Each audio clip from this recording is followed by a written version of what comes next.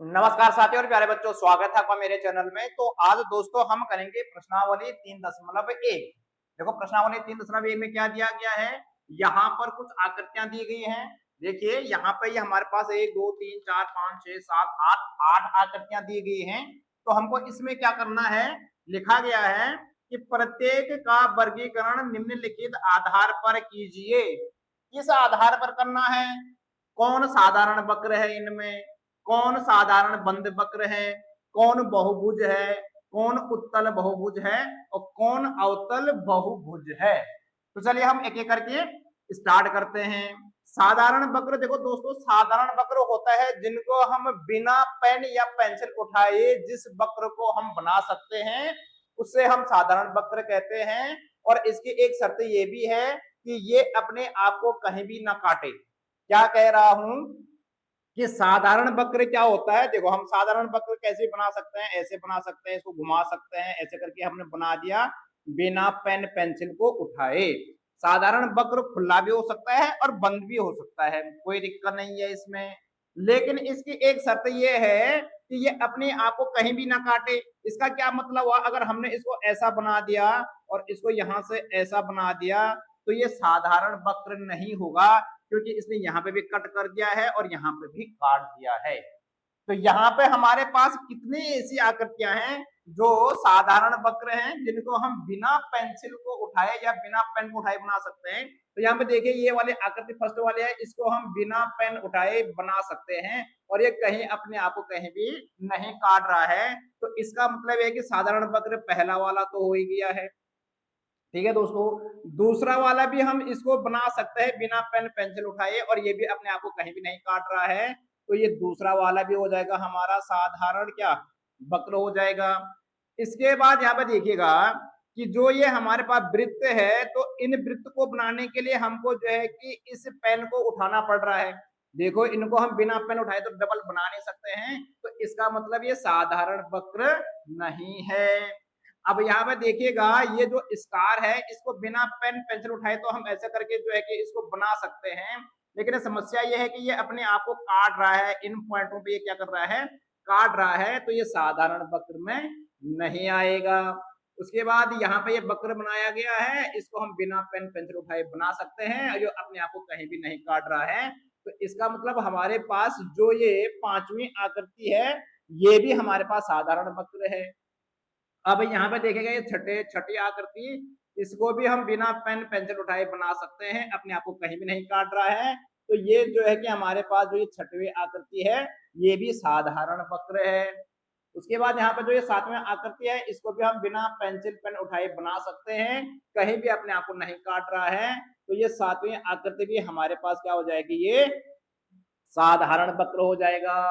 अब यहाँ पे इसको देखिए दोस्तों, इसको हम बिना पेन उठाए नहीं कर सकते, पहले हमको ऐसा करना पड़ेगा, फिर पेन उठानी पड़ेगी, फिर इसको यहाँ इस लाइन को ड्रॉ करना पड़ेगा, उसके बाद फिर हमको पेन उठानी पड़ेगी।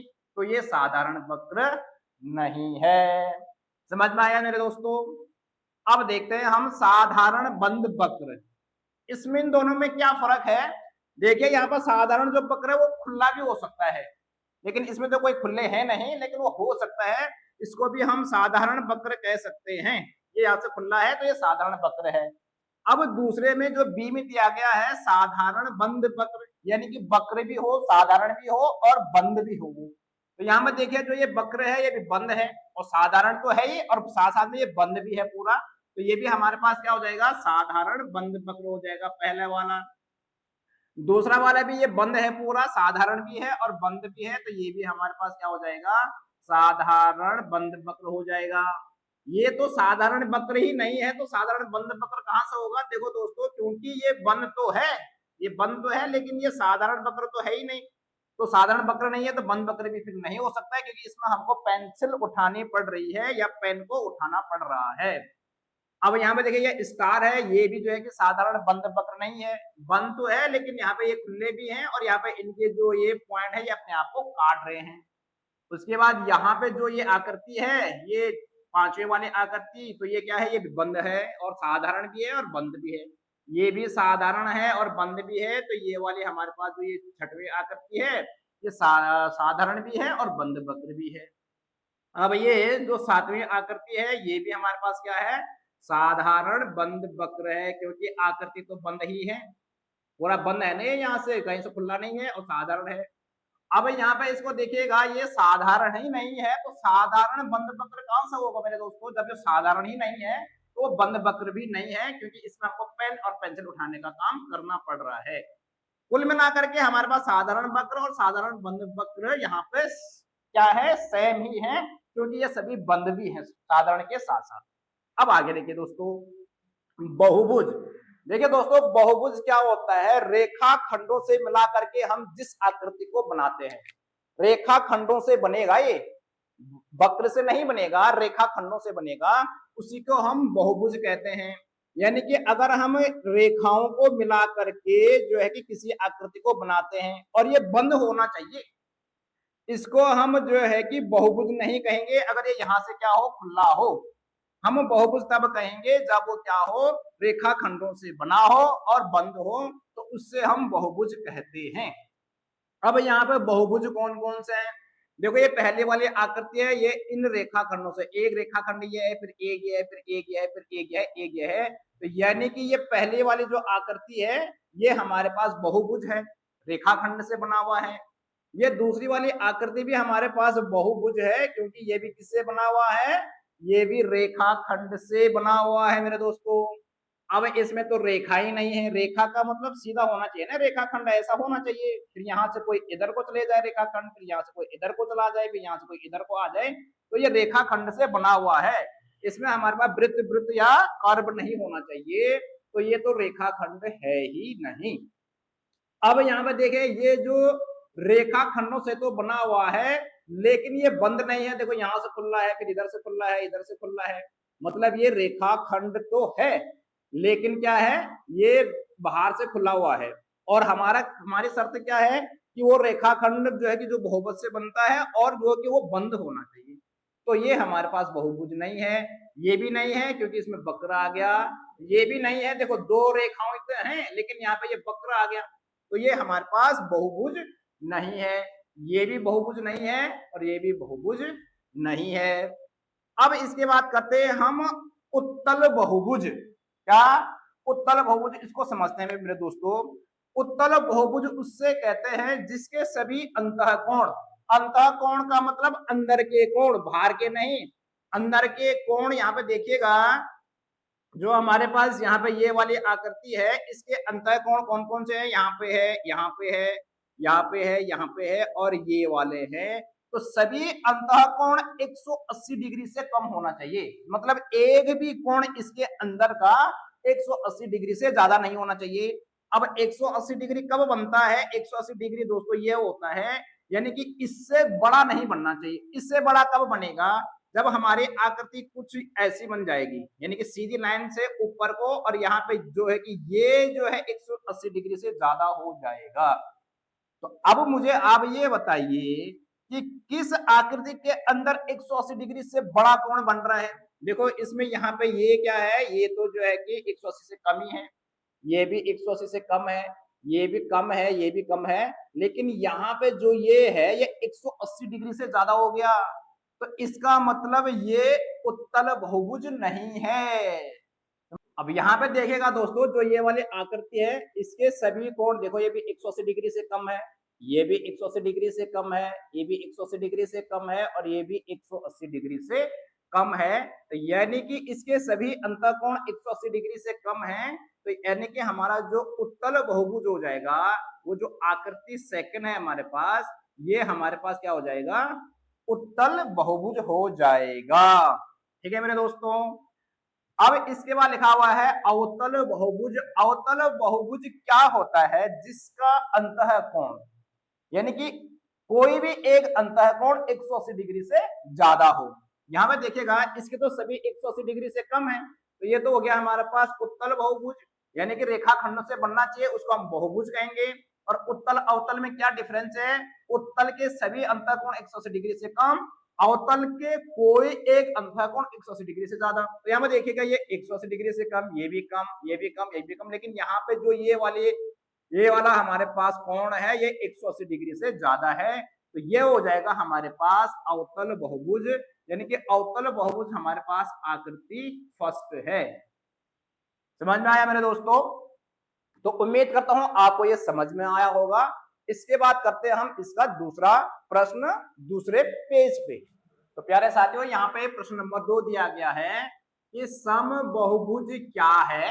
क्या समबाहुभुज क्या है? और इसी में दिया गया है एक समबाहुभुज का नाम बताइए जिसमें 3 भुजाएं हो, 4 भुजाएं हो और 6 भुजाएं हो।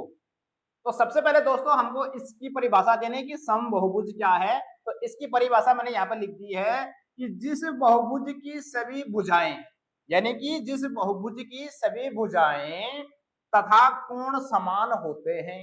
अगर भुजाएं बराबर हो ना तो उसके कोण भी क्या होते हैं, बराबर होते हैं, उससे समबाहुभुज कहते हैं। अब हमको क्या बताना है कि 3 भुजाएं हो तो तीनों भुजाएं बराबर होगी।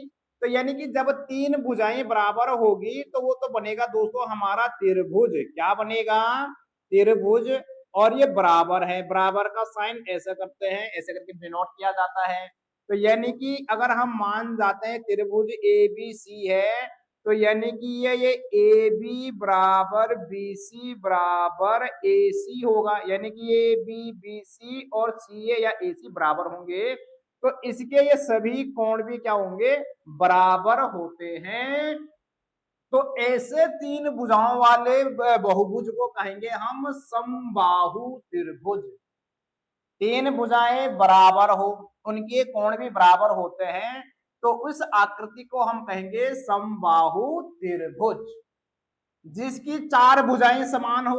तो मेरे दोस्तों 4 भुजाएं समान हो यानी कि हम इसको बना देते हैं लगभग लगभग ऐसा ही, इसकी भुजाएं क्या हो, बराबर हो। यानी कि इसको ए बी सी डी मान लेते हैं। तो ए बी बराबर बी सी बराबर सी डी बराबर ए डी, यानी कि सभी भुजाएं बराबर है। कैसे लिख सकते हैं हम इसको? ए बी बराबर बी सी बराबर सी डी बराबर ए डी या डी सी डी ए, यानी कि ये A B B C C D D A ये बराबर है। तो जब ये बराबर हैं और इसके सभी कोण भी बराबर होंगे यहाँ पे, ठीक है मेरे दोस्तों, जब भुजाएं बराबर हो तो कोण भी बराबर होते हैं, तो उस भुजा को हम कहेंगे वर्ग। चारों भुजाएं बराबर होंगी तो उससे कहेंगे हम वर्ग, जिसको स्क्वायर बोलते हैं। अब तीसरा दे रखा है यहाँ पे जिसकी 6 भुजाएं हो, 6 भुजाएं हो और 6 के 6 बराबर हो। तो यानी कि इसको हम बना सकते हैं यहाँ पे 1 2 3, यहाँ पे 4 दोस्तों, यहाँ पे ये हम बना सकते हैं, देखो इसको बनाएंगे हम यहाँ पर 1 2 3 4 5 और 6, कुछ ऐसा बनेगा ये। ठीक है, तो यानी कि इसकी सभी भुजाएं क्या हो, बराबर हो, यानी कि ये यहाँ पर ध्यान से देखिएगा, इसको हम बराबर बना देंगे, ये इनके नाम लिख देते हैं यहाँ से A B C D E F. तो इसका मतलब क्या हो जाएगा? इसका मतलब हो जाएगा ए बी बराबर बी सी बराबर सी डी बराबर डी ई बराबर ई एफ बराबर एफ ई, यानी कि इसकी सभी भुजाएं क्या है, समान है। तो इसके ये सभी कोण भी क्या होंगे दोस्तों, बराबर डिग्री के होंगे, बराबर होंगे ये कोण। और ऐसी भुजा को हम कहेंगे समषड्भुज। क्या कहेंगे? समषड्भुज। ठीक है, ये डॉ आधा डॉ है उसमें ये हलंत लगा हुआ है, तो इसके समषड्भुज कहेंगे। तो उम्मीद करता हूं दोस्तों आपको ये प्रश्नावली समझ में आ गई होगी, छोटी सी प्रश्नावली थी। इसके बाद हम मिलेंगे प्रश्नावली 3.2 में। इस वीडियो में हम करेंगे इतना ही। वीडियो को लाइक और चैनल को जरूर सब्सक्राइब कर दे दोस्तों। अभी तक के हमने जितने भी वीडियो बनाए हैं उसको हमने अपने प्लेलिस्ट में अपलोड कर दिए हैं। इसके बाद मिलते हैं हम नेक्स्ट एक्सरसाइज में।